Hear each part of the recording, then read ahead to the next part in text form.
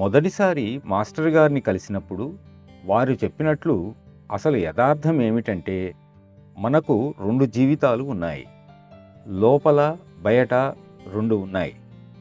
మన ఆకాంక్షలు, ఆశయాలు, ఆదర్శాలు అనేవి అంతర్గతంలో నుండి వస్తాయి. అభివృద్ధి సాధించాలి, మనం ఉన్న రంగంలో రాణించాలి అనే ఆశలు బయట నుండే కలుగుతాయి. మన ఆశలకు సమతుల్యం సాధించాలి.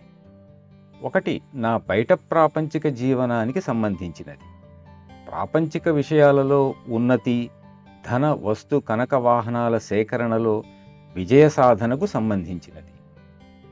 ఈ లౌకిక జీవనానికి అంతర్గతంగా ఎల్లప్పుడూ ఉండే పరిపూర్ణతకు, లోపరహితంగా ఉండాలనే ఆకాంక్షకు సమతుల్యం సాధించాలి.